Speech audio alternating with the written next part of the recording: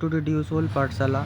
आज का हमारा सब्जेक्ट है पर्यावरण विज्ञान व्यवहार में सिद्धांत, ईवीएस का है। आज हम इसके मोस्ट इम्पॉर्टेंट क्वेश्चंस को देखते हैं जो थर्ड सेमेस्टर ऑनर्स और प्रोग्राम दोनों के लिए बहुत इंपॉर्टेंट है। ठीक है, पहला क्वेश्चन है हमारा, जैव विविधता क्या है? जैव विविधता मापने के प्रकार एवं उसके तरीके लिखिए। जैव विविधता क्या होती है? पृथ्वी पर पाए जाने वाले जितने भी जीव जंतु हैं, पौधे हैं, सूक्ष्म जीव हैं, उनकी अवशोषों को जैव विविधता कहा जाता है। ठीक है, जैव विविधता के स्तर क्या हैं? जैव विविधता के 3 स्तर हैं।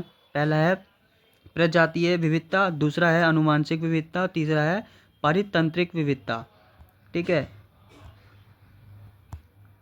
पहले हम प्रजातीय विविधता के बारे में पढ़ लेते हैं। प्रजातीय विविधता क्या होती है? किसी क्षेत्र में पाए जाने वाले विभिन्न प्रजातियों की संख्या को हम प्रजातीय विविधता कहते हैं। ठीक है, दूसरा है हमारा अनुवांशिक विविधता। एक ही प्रजाति के जीवों में पाई जाने वाली विविधताओं को हम अनुवांशिक विविधता कहते हैं। पारितांत्रिक विविधता क्या होती है? विभिन्न प्रकार के परितंत्रों की विविधताओं को हम पारितांत्रिक विविधता कहते हैं।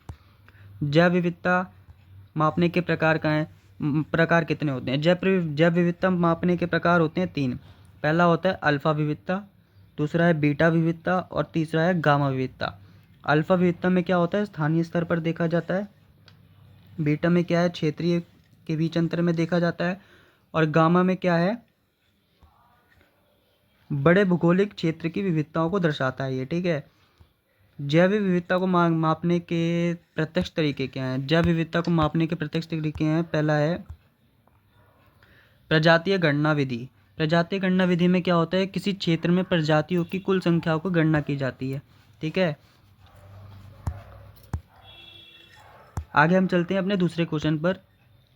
जैव विविधता के महत्व और विभिन्न खतरों का वर्णन करना है। जैव विविधता होती क्या है उसका हमने ऊपर अर्थ बता दिया है, इसकी हम महत्व की चर्चा कर लेते हैं। पहला महत्व है इसका पर्यावरण संतुलन।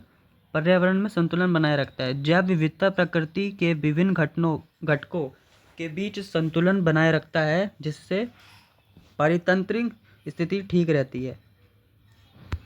अगला पॉइंट है हमारा मानव जीवन का आधार।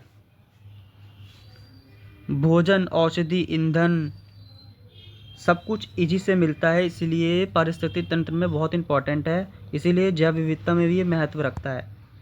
आर्थिक विकास, आर्थिक महत्व, कृषि भी होती है, वनस्पतियाँ होती है, मत्स्य पालन होता है, पशुपालन, सब कुछ इसी से होता है, इसलिए आर्थिक विकास के लिए बहुत ही महत्व रखता है।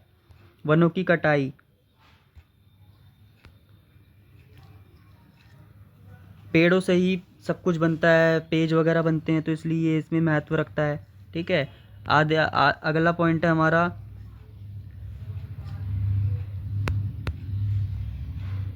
प्रदूषण से उत्पन्न खतरे। ठीक है, प्रदूषण से क्या होता है? जल, वायु, मृदा प्रदूषण, इन सब से क्या होता है कि जो कृषि करने की भूमि होती है उसको उपजाऊपन में कमी आ जाती है, पानी गंदा हो जाता है जिससे मछलियाँ मर जाती हैं, ऐसे बहुत सी चीज़ें हैं। ठीक है, जलवायु परिवर्तन का प्रभाव, जब आप ज़्यादा पेड़ पौधे काट देते हो उससे गर्मी होती है। ठीक है, इससे क्या होता है? तापमान में वृद्धि हो जाती है, वर्षा में घटाव हो जाता है, समुद्र स्तर में वृद्धि हो जाती है। ठीक है, इस ऐसी बहुत सी संकटें आ जाती हैं। हमारा 8वां पॉइंट है अत्यधिक शिकार और अवैध व्यापार। अत्यधिक शिकार और वन जीवों का अवैध व्यापार करने से जैव विविधता नष्ट हो रही है। ठीक है, इसमें हाथी, बाघ, गेंडा जैसे प्रजातियां लुप्त हो रही हैं। ठीक है, इनको भी, ये भी बहुत गंभीर चुनौती है इस सब चीज़ों की। क्वेश्चन है, जैव विविधता संरक्षण के विभिन्न तरीके क्या हैं, वर्णन करो। जैव विविधता संरक्षण होता क्या है? जैव विविधता संरक्षण का अर्थ है कि पृथ्वी पर पाए जाने वाले सभी जीव जंतु, पौधे, उनके प्राकृतिक आवासों की रक्षा, संरक्षण और सतत प्रयोग, ताकि वर्तमान और भविष्य की पीढ़ियों को उससे लाभ उठा सकें। ठीक है, इसे हम जैव विविधता संरक्षण कहते हैं। जैव विविधता संरक्षण के विभिन्न तरीके क्या हैं? पहला है स्थल पर संरक्षण। स्थल पर संरक्षण का मतलब है कि जीवों और पौधों को उनके प्राकृतिक आवासों में ही सुरक्षित रखना, ये स्थल पर संरक्षण में आता है। ठीक है, जिससे परितंत्रिक को अच्छे से चलाया जा सके। दूसरा है हमारा स्थल के बाहर संरक्षण। स्थल के बाहर संरक्षण में क्या आ जाता है प्रजातियों को उनके प्राकृतिक आवासों से बाहर सुरक्षित स्थलों पर संरक्षित किया जाता है। ठीक है। राष्ट्रीय उद्यान। राष्ट्रीय उद्यान क्या होते हैं? इन क्षेत्रों में वन्य जीवों और वनस्पतियों को कड़े कानून संरक्षण के अंतर्गत रखा जाता है। ठीक है। पांचवा पॉइंट है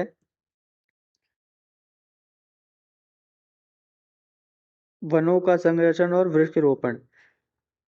जैव विविधता का सबसे बड़ा केंद्र होता है ये। ठीक है।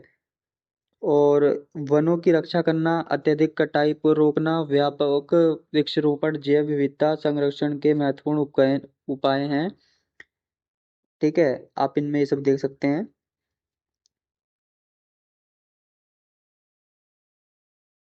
अगला है कानूनी उपाय। ठीक है।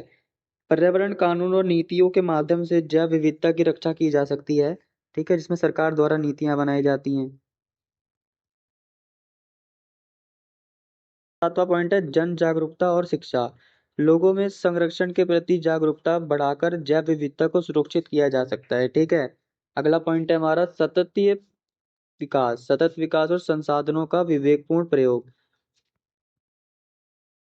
सतत विकास का अर्थ है वर्तमान आवश्यकताओं की पूर्ति इस प्रकार करनी है जिससे भविष्य की पीढ़ियों के लिए भी वो चीज बची रह सके। इसीलिए हम सतत सतत विकास करते हैं। और संसाधनों का विवेकपूर्ण योग मतलब, अब मान लीजिए आपके पास प्राकृतिक संसाधन कम है, आप उसका ज्यादा उपयोग कर लोगे तो भविष्य की पीढ़ी के लिए उसके लिए कुछ बच नहीं पाएगा। ठीक है। अगला क्वेश्चन है हमारा कि सतत विकास क्या है। सतत विकास की अवधारणा और महत्वपूर्ण स्तंभों की संक्षेप में वर्णन करें। ठीक है। सतत विकास होता क्या है? सतत विकास का अर्थ है जो वर्तमान पीढ़ी की आवश्यकताओं को पूरा करता है लेकिन भविष्य की पीढ़ियों की आवश्यकताओं में समझौता नहीं करता। ठीक है। उसे हम सतत विकास कहते हैं। सतत विकास की अवधारणा क्या है? सतत विकास की अवधारणा है सतत विकास पर्यावरण संरक्षण, आर्थिक वृद्धि और सामाजिक समानता के संतुलन पर आधारित है। ठीक है। यह विचार 1987 में आया था। ठीक है। इसका उद्देश्य है दीर्घकालीन विकास। ठीक है। सतत विकास की आवश्यकता क्यों है हमें? तेजी से बढ़ती जनसंख्या, औद्योगिकरण और प्राकृतिक संसाधनों के अत्यधिक प्रयोग के कारण पर्यावरण संकट हो रहा है, जलवायु परिवर्तन हो रहा है, प्रदूषण और जैव विविधता ह्रास जैसी समस्याओं से निपटने के लिए सतत विकास आवश्यक है। ठीक है।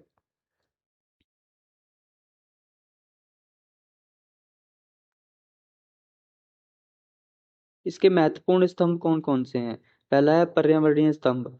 पर्यावरणीय स्तंभ में क्या है? प्राकृतिक संसाधनों का संरक्षण और पारिस्थितिक संतुलन बनाए रखना, जिसमें वन की रक्षा, जल और वायु प्रदूषण पर नियंत्रण, जैव विविधता संरक्षण तथा नवीनीकरण ऊर्जा का प्रयोग शामिल है। ठीक है। अगला है हमारा आर्थिक स्तंभ। आर्थिक स्तंभ में क्या है? आर्थिक वृद्धि ऐसी हो जो रोजगार पैदा करे। ठीक है। गरीबी घटाए और संसाधनों का अत्यधिक दोहन ना करे। ठीक है। अगला है हमारा सामाजिक स्तंभ। सामाजिक स्तंभ में क्या आता है? शिक्षा, स्वास्थ्य, समानता, मानवाधिकार और सामाजिक न्याय को सुनिश्चित करता है। ठीक है। देख लीजिए। सतत विकास का मुख्य उद्देश्य क्या है? सतत विकास का मुख्य उद्देश्य है कि प्राकृतिक संसाधनों की सुरक्षा करना, गरीबी को कम करना और पर्यावरण सुरक्षा बनाए रखना, सामाजिक समानता और आर्थिक स्थिति को ठीक करना। ठीक है। ये मानव और प्रकृति के बीच अच्छा संबंध पैदा करता है। ठीक है। और भविष्य की पीढ़ियों के लिए सुरक्षित एवं समृद्ध संसार का निर्माण करता है। ठीक। हमारा पांचवा क्वेश्चन है पर्यावरण पर अम्लीय वर्षा के कारण और प्रभावों का वर्णन करें, विश्लेषण करें। ठीक है। अम्लीय वर्षा होती क्या है? अम्लीय वर्षा वह वर्षा होती है जिसमें सल्फ्यूरिक अम्ल और नाइट्रिक अम्ल की मात्रा सामान्य से अधिक हो जाती है। ठीक है। यह सूखे कणों के रूप में भी हो सकते हैं। इनका पीएच मान सामान्य वर्षा से भी कम होता है, जिससे यह पर्यावरण के लिए हानिकारक बन जाती हैं। ठीक है। अम्लीय वर्षा के मुख्य कारण क्या हैं? अम्लीय वर्षा का मुख्य कारण है औद्योगिक गतिविधियां या औद्योगिकरण के और शहरीकरण की भूमिका। औद्योगिकरण में क्या है, कारखानों से निकलने वाली सल्फर डाइऑक्साइड गैस अम्लीय वर्षा का मुख्य कारण बन जाती हैं। ठीक है। मृदा मृदा का मतलब मिट्टी पर अम्लीय वर्षा का प्रभाव। ये जो जितनी भी सल्फ्यूरिक अम्ल गैसें हैं, सल्फ्यूरिक डाइऑक्साइड हैं, ये सब क्या हैं, जब वर्षा की वजह से ज़मीन पे गिरती हैं तो जो उपजाऊपन होता है मिट्टी का वो कम होने लगता है। ठीक है। जल स्रोत पर प्रभाव। जो वाटर सोर्स है ना, बड़े बड़े जो नदियां हैं, ठीक है, जो समुद्र हैं, ठीक है, उसमें क्या है कि जब वो सब जहरीली गैसें नीचे गिरती हैं पानी में, तो क्या होता है कि मछलियों को भी कोई दिक्कत हो जाती है, उनके अंदर भी बीमारियां लग जाती हैं। ठीक है। ऐसे क्या है, नदियों में, झीलों में, तालाबों में जल जल को अम्ल बना देती हैं। ठीक है। इससे मछली और अन्य जीव जंतु की जीवन संकट में आ जाते हैं। ठीक है। हमारा छठा पॉइंट है वनों और वनस्पतियों पर प्रभाव। अगर ज़्यादा अम्लीय वर्षा हो जाती है तो पत्ते पीले पड़ जाते हैं, ख़राब हो जाते हैं, प्रकाश संश्लेषण की प्रक्रिया में बाधा डाल देते हैं वो। ठीक है। इससे क्या होता है, जो पौधे होते हैं वो मर जाते हैं। ठीक है। मानव स्वास्थ्य पर प्रभाव। मानव स्वास्थ्य पर इसका क्या प्रभाव पड़ता है? वायु प्रदूषण से सांस लेने में दिक्कत होने लगती है। ठीक है। जल प्रदूषण से जल हम पीते हैं, उसमें भी बहुत ख़राब चीज़ें आ जाती हैं जिससे हमारे को दिक्कत हो सकती है। ठीक है। ऐतिहासिक इमारतें, मतलब जो मान लो ताजमहल है, ताजमहल क्या होता है, जो सफ़ेद चीज़ें होती हैं ना वो पीली पड़ जाती हैं। अगर आप अपने छत पे गर्मियों के टाइम में जब बारिश नहीं आती है, मानसून नहीं आता है, तब आप सफ़ेद कपड़े डालोगे ना, बारिश आएगी तो आप खुद देखना कि वो पीला पड़ जाता है, वाइट। ठीक है। इसका निष्कर्ष यह है कि पर्यावरण अम्लीय वर्षा पर्यावरण, मानव स्वास्थ्य और सांस्कृतिक धरोहर तीनों के लिए गंभीर खतरा है। ठीक है। इनके नियंत्रण के लिए प्रदूषण कम करना, स्वच्छ ऊर्जा का प्रयोग और पर्यावरण कानून का पालन करना आवश्यक है। ओजोन परत संरक्षण के कारण एवं प्रभावों को बताइए। ओजोन परत का अर्थ क्या होता है? ओजोन परत होती क्या है? ओजोन परत वायुमंडल की संताप मंडल की में स्थित ओजोन गैस की परत है। इसे हम O3 कहते हैं, जो सूरज की हानिकारक पराबैंगनी किरणें, जिसे हम UV रे कहते हैं, उससे पृथ्वी तक आने तक रोकती है। ठीक है। ओजोन परत संरक्षण का अर्थ क्या है? ओजोन परत संरक्षण से तात्पर्य है वायुमंडल में ओजोन गैस की मात्रा में लगातार हो रही कमी से है। जब ओजोन अणु टूटते हैं तब परत पतली हो जाती है। ठीक है। जिससे ओजोन छिद्र हो जाता है, जिससे स्थिति उत्पन्न होती है, ऐसी स्थिति उत्पन्न हो जाती है जिससे हानिकारक पराबैंगनी किरणें सीधा पृथ्वी पर पहुंचने लगती हैं। ठीक है। तीसरा पॉइंट है क्लोरोफ्लोरोकार्बन, CFC गैस का प्रभाव क्या होता है? ये गैस जो होती है ये रेफ्रिजरेटर से निकलती है, एयर कंडीशनर से निकलती है। ठीक है। ठीक है। फ़ोन बनाने में लगती है, फॉर्म बनाने में होता है। ठीक है। जब ये गैस वायुमंडल में पहुंचती है ना, तो सूरज के साथ क्रिया करके ओजोन अणुओं को नाश कर देती है। ठीक है। अगला है हमारा औद्योगिक और रासायनिक गतिविधियाँ। औद्योगिक गतिविधियों से निकलने वाली हानिकारक गैस जैसे कार्बन डाइऑक्साइड हो गई, नाइट्रोजन ऑक्साइड हो गई, मीथेन, ब्रोमाइड, ओजोन परत को नुकसान पहुंचाती हैं। ठीक है। मानव स्वास्थ्य पर इसका क्या प्रभाव पड़ता है?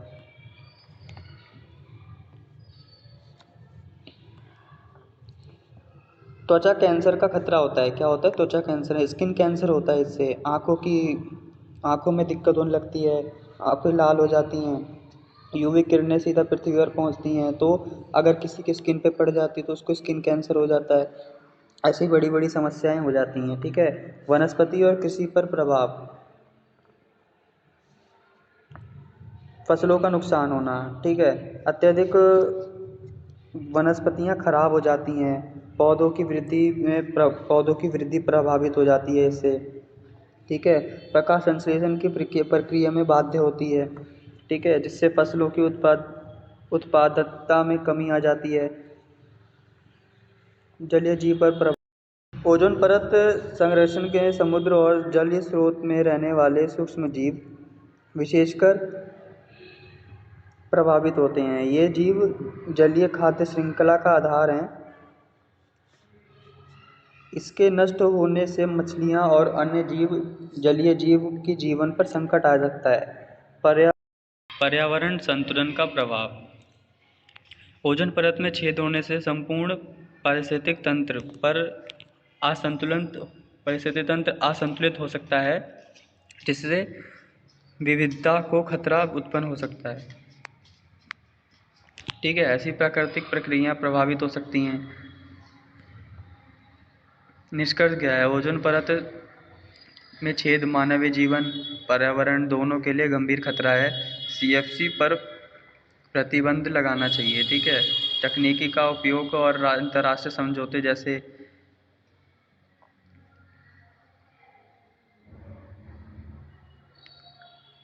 कानूनी कार्रवाई करनी चाहिए।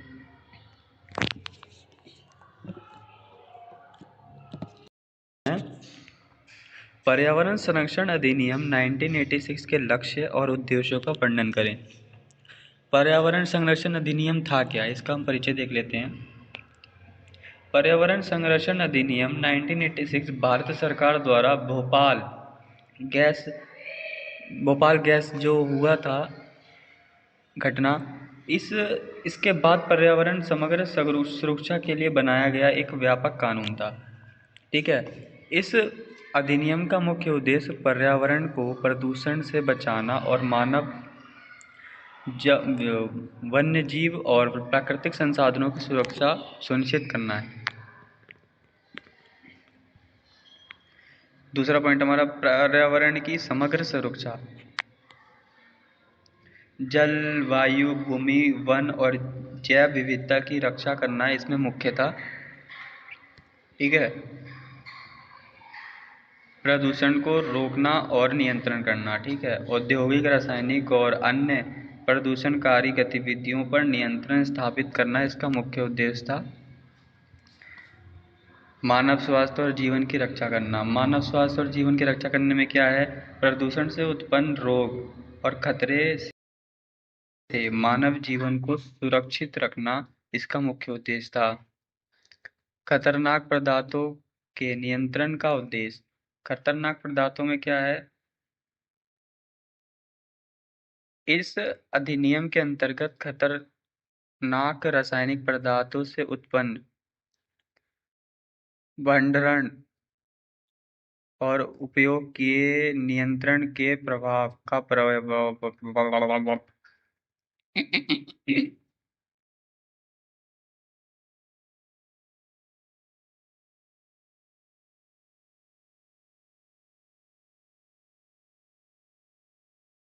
हमारा पांचवा पॉइंट है खतरनाक पदार्थों पर नियंत्रण का उद्देश्य। ठीक है, इसमें क्या है? खतरनाक रासायनिक से उत्पन्न होने वाली गैसें और उनके प्रयोग पर नियंत्रण करना इसमें मुख्य था। अगला है हमारा सरकार की शक्तियों का विस्तार।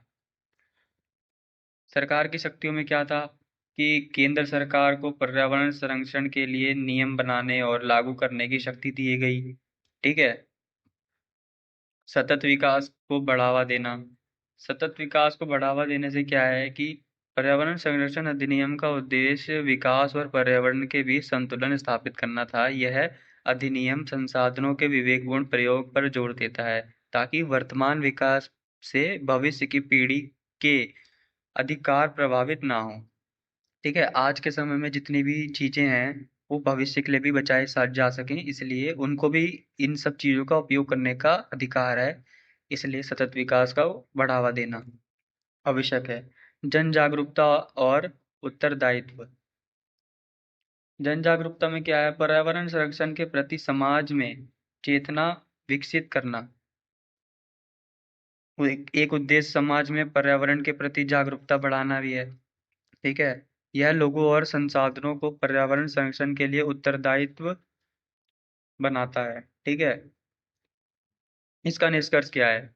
निष्कर्ष है पर्यावरण संरक्षण अधिनियम 1986 भारत में पर्यावरण सुरक्षा की आधारशिला है, जिसके लक्ष्य और उद्देश्य पर्यावरण संरक्षण, मानव स्वास्थ्य की सुरक्षा और सतत विकास को सुनिश्चित करने के लिए दिशा दिखाता है। ठीक है,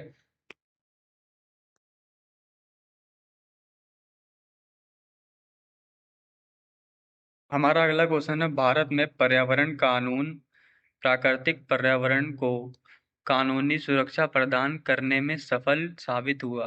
कथन की पुष्टि करते हुए अपना तर्क दीजिए। ठीक है, तो इसमें आपको अपनी राय बतानी है। तो आप क्या सोचते हो, आप अपने तरीके से बताना। ठीक है, मैं बता देता हूँ पहले प्रस्तावना।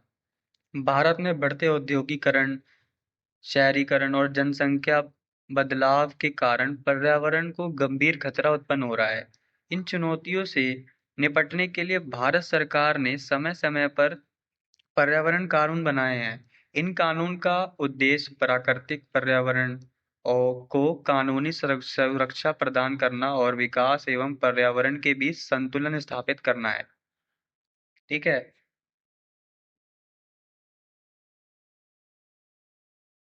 संवैधानिक प्रावधानों पर द्वारा पर्यावरण सुरक्षा। ठीक है, भारतीय संविधान में पर्यावरण संरक्षण के स्पष्ट रूप से स्थान दिया गया है। राज्य को पर्यावरण की रक्षा का दायित्व सौंप दिया गया है। ठीक है, तथा नागरिकों को भी पर्यावरण संरक्षण का कर्तव्य दिया गया है। इसमें पर्यावरण संरक्षण को कानून और नैतिक दोनों आधार पर प्राप्त हुए हैं, जो कानून की प्रभावशीलता को मजबूत करता है। ठीक है,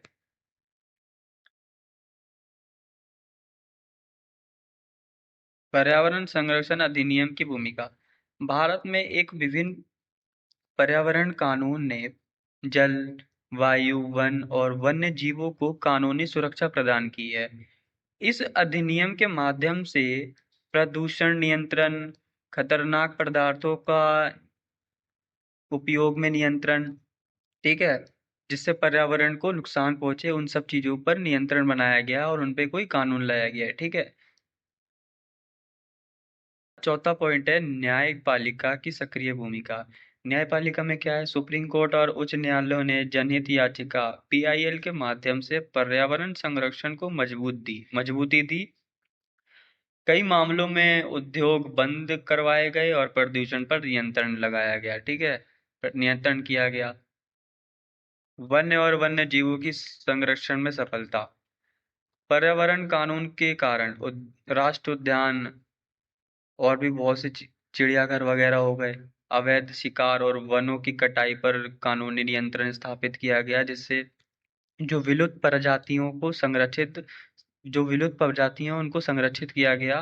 ठीक है, जिससे जैव विविधता की रक्षा में उल्लेखनीय सफलता प्राप्त हुई। ठीक है, अगला पॉइंट है हमारा प्रदूषण नियंत्रण में कानूनी प्रभाव। प्रदूषण नियंत्रण में कानूनी प्रभाव क्या है कि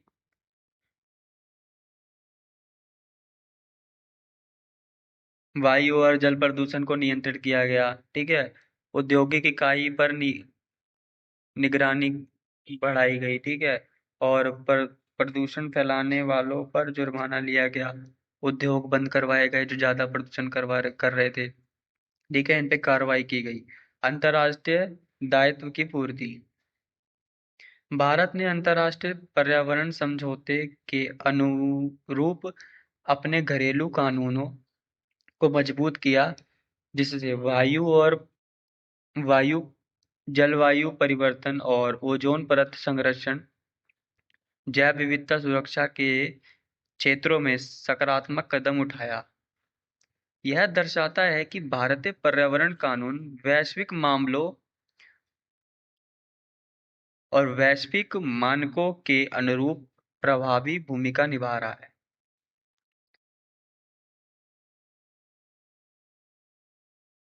सीमाएं होते हुए भी समग्र सफलता। हालांकि कानून के क्रियान्वयन और कमजोरी, औद्योगिक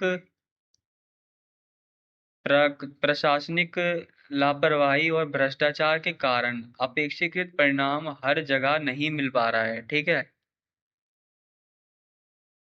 फिर भी बहुत जगह ये सब चीजें हो पा रही हैं, लेकिन बहुत जगह नहीं भी हो पा रही हैं।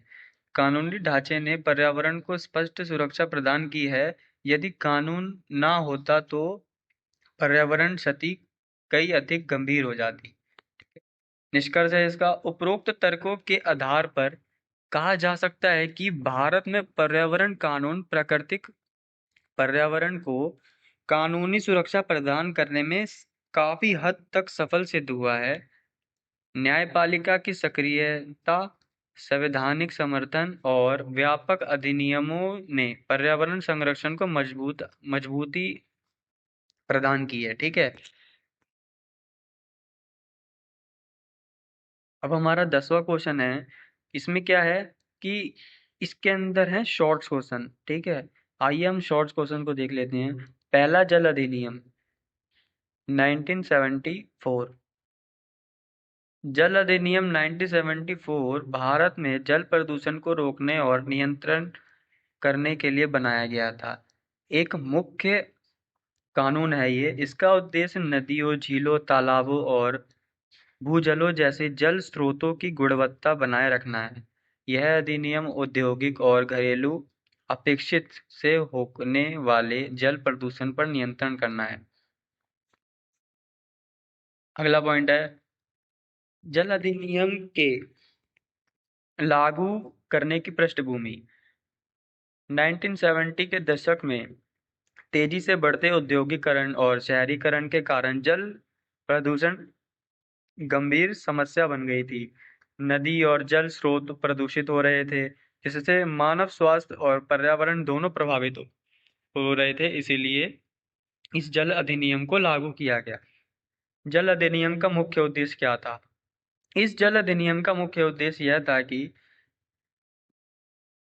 जल प्रदूषण को रोकना और नियंत्रण करना, जल की गुणवत्ता को बनाए रखना। इसके अंतर्गत जल स्रोतों को प्रदूषित होने से बचाना, स्वच्छ जल उपलब्ध करवाना और पर्यावरण संतुलन बनाए रखना इसमें शामिल था। इसके उद्देश्य में केंद्र और राज्य प्रदूषण नियंत्रण बोर्ड।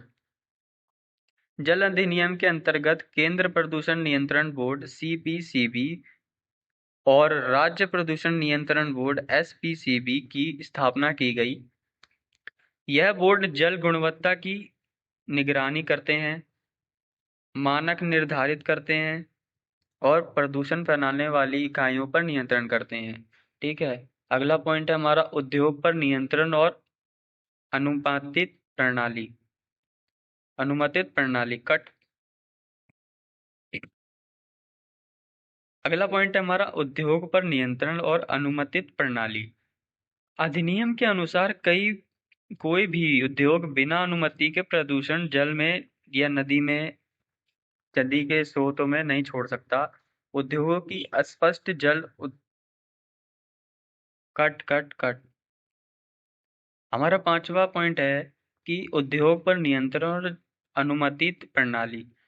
इस अधिनियम के अनुसार कोई भी उद्योग, कोई भी फैक्ट्री बिना इजाजत के आप किसी भी पानी के सोर्स में जहाँ से जल प्राप्त हो रहा हो, किसी भी नदी में, किसी भी तालाब में, आप क्या कर सकते हो? बिना अनुमति के अपना कचरा कूड़ा नहीं फेंक सकते। ठीक है, अगला पॉइंट है हमारा प्रदूषण फैलाने पर दंड का प्रावधान। इस अधिनियम में जल प्रदूषण फैलाने वाले को दंड और जुर्माना का प्रावधान रखा गया। ठीक है, जो भी व्यक्ति इस नियम का पालन सुनिश्चित करता है या अगर आर्थिक दंड दिया जाएगा उसे। ठीक है, अगर वो उस कानून का पालन नहीं करेगा तो। मानव स्वास्थ्य और पर्यावरण संरक्षण। अच्छा जल अगर मानव को मिलेगा तो वो अच्छे से जी पाएगा। अत्यंत आवश्यक है कि उसे अच्छा जल मिले। ठीक है, यह अधिनियम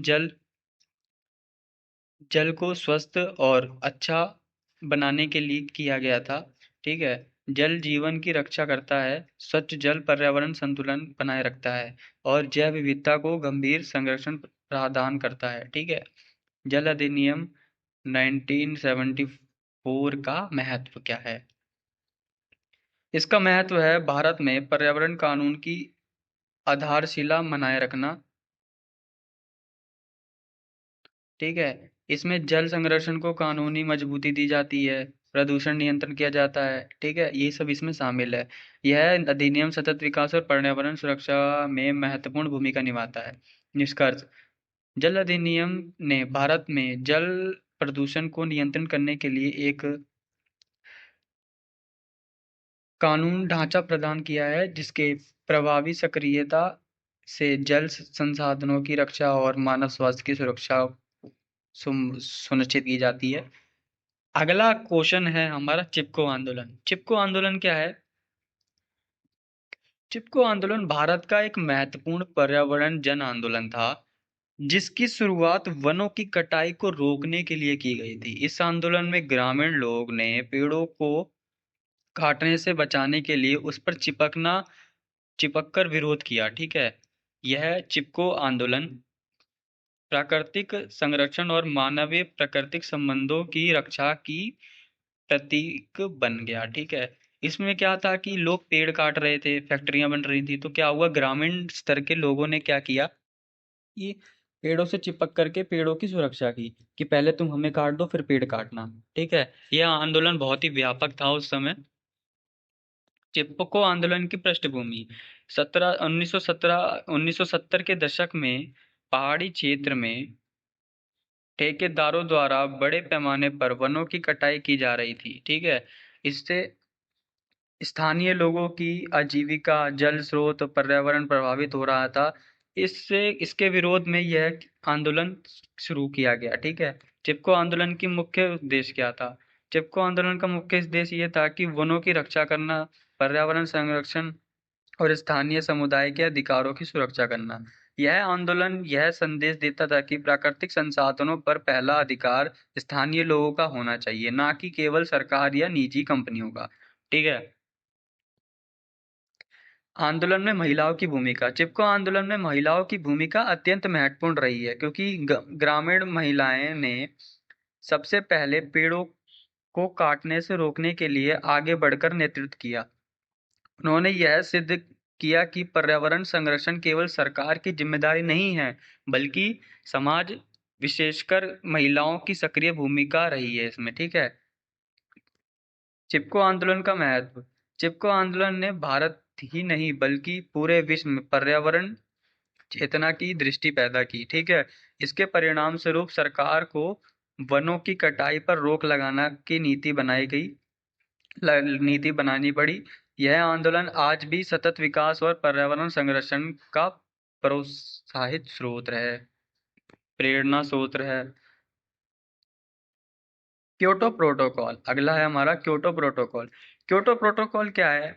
क्योटो प्रोटोकॉल एक अंतर्राष्ट्रीय पर्यावरण समझौता है जिसका उद्देश्य ग्रीन हाउस गैसें के उत्सर्जन को कम करना है। यह समझौता विश्व ताप वृद्धि, जिसे हम ग्लोबल वार्मिंग कहते हैं, और जलवायु परिवर्तन की समस्या से निपटने के लिए बनाया गया है ताकि पृथ्वी के पर्यावरण को सुरक्षित किया जा सके। क्योटो प्रोटोकॉल की मुख्य पृष्ठभूमि क्या है? 20वीं शताब्दी के